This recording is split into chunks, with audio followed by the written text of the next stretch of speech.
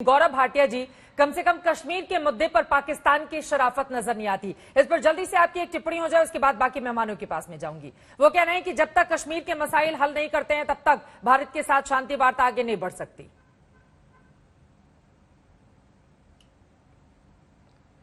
देखिए चित्रा जी, सबसे पहले जो बात मैंने पहले कही, नाम शरीफ रखने से कोई शरीफ नहीं होता है। कश्मीर पे मैं इतना ही कहूंगा, एक एक इंच भूमि जो है वो भारत का अभिन्न अंग है, हिस्सा है। और हम सब जानते हैं किस तरह से इन्होंने कब्जा किया हुआ है। और अनुच्छेद 370 चित्रा जी एक ऐसा घाव है जो इनके दिल में लगा, बहुत गहरा है। उस पे नमक छिड़का जाता है, क्योंकि आप याद करिए जब अनुच्छेद 370 हटाया गया तो ये लोग यूनाइटेड नेशन सिक्योरिटी काउंसिल में प्रस्ताव रख के गए, लेकिन क्या हुआ, वहां खारिज हो गया। तो आज अब ये टीवी पे शेर बन के इस तरह की बातें करते हैं। लेकिन ये बात सबको पता है कि एक दिन ऐसा भी आएगा कि पीओके और नरेंद्र मोदी जी के नेतृत्व में हमारे पास होगा। इनकी तो जो सेना है वो भी बुजदिल है, ना इनके पास राजनीतिक शक्ति है क्योंकि वो भी वहां आर्मी चलाती है। हम ये भी जानते हैं आतंकवादियों का रसूख है। और ये मैं नहीं कहता हूं, इमरान खान ने कहा है कि अभी जंग होगी आजादी के लिए। इसका मतलब पाकिस्तान तो अभी आजाद है ही नहीं। जब आजाद हो जाए तब आके बात करें। अभी तो अपने पुराने वजीर आजम के शब्दों को समझें। और इसीलिए कहते हैं भारत और पाकिस्तान की कोई तुलना नहीं हो सकती। इनकी बातों को ज्यादा गंभीरता से मत लिया करिए। अब्दुल बासित साहब, 2 लाइन में आपकी टिप्पणी हो जाए, उसके बाद बाकी मेहमानों के पास में जाऊंगी। ये बात तो सच है ना, इमरान खान साहब की ओर से कहा जा रहा है भले ही 47 में हमें आजादी मिली हो, लेकिन असली आजादी और असली संघर्ष लोकतंत्र के लिए अब करना पड़ेगा, और उसको लेकर वो आगे भी बढ़ रहे हैं। तो पाकिस्तान की ये स्थिति तो बनी हुई है ना इस वक्त, और आपको कश्मीर याद आता है। और मुझे हैरत ये है चित्रा जी कि गौरव भाटिया साहब जैसे बड़े जीरक पॉलिटिशियन वो इन अल्फाज को उनके लिटरल मीनिंग में ले रहे हैं। ये सारी चीजें तो पॉलिटिकल रेट्रिक का हिस्सा होती हैं। उनसे बेहतर कौन जानता है? बीजेपी से बेहतर, या जब वो समाजवादी पार्टी के मेंबर थे भाटिया साहब, उनसे बेहतर कौन जानता है कि सियासी रेट्रिक क्या होता है? पूरा डिटेल लेके रखा है आपने भाटिया साहब के बारे में। मैं उस जमाने में भारत ही में था जब इन्होंने तब्दीली की थी, अपनी वफादारियां जब तब्दील की थी, मैं वहीं पे था। तो ये सियासतदान तो ये करते हैं, तो इनको हमारी वफादारी तो भारत के प्रति है। हमारी भी वफादारी पाकिस्तान के साथ है, कभी चीन कभी अमेरिका। नहीं, हमारी वफादारियां पाकिस्तान के साथ ही हैं अल्हम्दुलिल्लाह। और जब तक पाकिस्तान एक मुस्तकिल मिजाजी के साथ अपनी मामलात को तय करता रहेगा तो हमें भारत के मशरे की भी ज़रूरत नहीं है इस मामले। हमारा अंदरूनी मामला है, हम इसको तय कर लेंगे। और मुश्किलात ज़रूर हैं, इसमें भी कोई शक नहीं है कि मुश्किलात ज़रूर हैं, लेकिन इंशाअल्लाह जो इस वक्त नेशनल असेंबली है वो इस पे गौर करेगी कि इलेक्शंस कब हों, इलेक्शन कमीशन के साथ मामलात तय होंगे।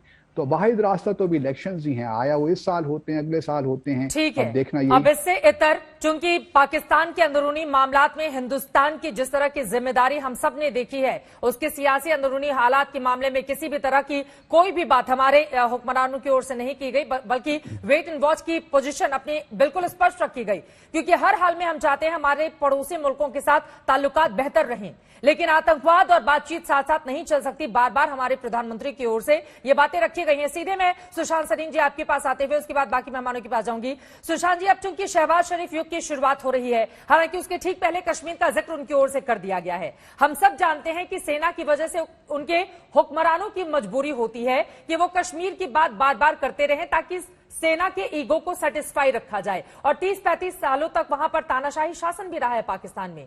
ऐसे में किस तरह की उम्मीद कम से कम शहबाज शरीफ के इस युग से कर ली जाए?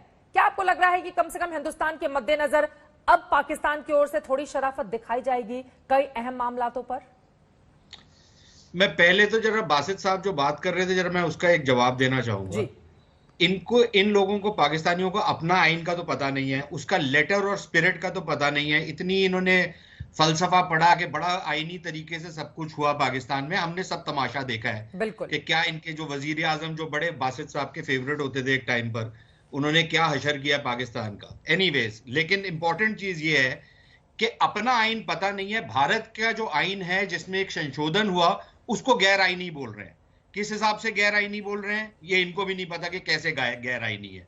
बाकी जो जिहाद का फलसफा बासित साहब अपने प्रोग्रामों में और अपने टेलीविजन पे उगलते हैं, वो भी कभी सुन लिया करिए। अपने बच्चों को नहीं भेजेंगे जिहाद में, गरीबों के बच्चों को भेजते हैं ताकि वो मरें और ये खुद ऐश करें। लेकिन अब मैं आता हूं बाकी बात के ऊपर। ये बात ये है कि देखिए, जो नवाज शरीफ थे, उन्होंने छोटी मोटी कोशिश की थी भारत के साथ नॉर्मलाइज करने की, लेकिन हर बारी उनको टिकने नहीं दिया गया। और जो पिछली बारी उन्होंने मोदी जी के साथ भी कोशिश की थी, तो उस समय बाजवा साहब आ गए थे आर्मी चीफ की चेयर पे, वो अभी भी बैठे हुए हैं। बिल्कुल। तो फौज ने हरदम एक तो उनके नीचे से, पैरों के नीचे से कलीन खींचा है जब भी उन्होंने भारत की तरफ कोई पेशरफ्त की है। तो मुझे नहीं लगता कि इस बार ये कोई ऐसा कदम उठाएंगे शहबाज शरीफ जिससे ये लगे कि भारत और पाकिस्तान के बीच में दोबारा से कोई बातचीत ठीक तरीके से हो सके। ये जरूर है, जैसे मैं पहले भी कह चुका हूं कि शहबाज शरीफ की अपब्रिंगिंग अच्छी थी, माँ बाप सभ्य थे, अनलाइक इमरान खान जो गाली गलौज वाला आदमी है। तो वो शायद एक सभ्यता के दायरे में रहेंगे, एक कूटनीतिक मर्यादाएं रखेंगे।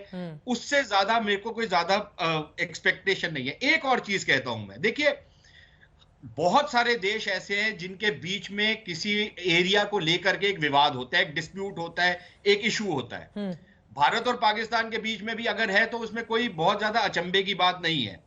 लेकिन ये कम ही होता है कि एक देश दूसरे देश के ऊपर आतंकवाद थोपता है और फिर बेशर्मी से यह कहता है कि जिस देश के ऊपर उसने आतंकवाद थोपा है वो वहां पर आतंकवाद कर रहा है। जो अभी हमने बेशर्मी देखी है आपके प्रोग्राम पे, ये काम होता है। अगर पाकिस्तान एक अच्छी नियत के साथ आए और बोले जी ये विवाद है, चलिए इस पे बात करते रहते हैं, लेकिन हम ये जो तनाव का माहौल है, ये जो कत्लो गारत हमने मचाई हुई है पिछले 30 साल से कश्मीर के अंदर, जिस तरीके से हमने लोगों को वहां पर बरगलाया है, वो हम बंद कर देंगे। लेकिन वो बरगलाने का भी आज असर देख लें।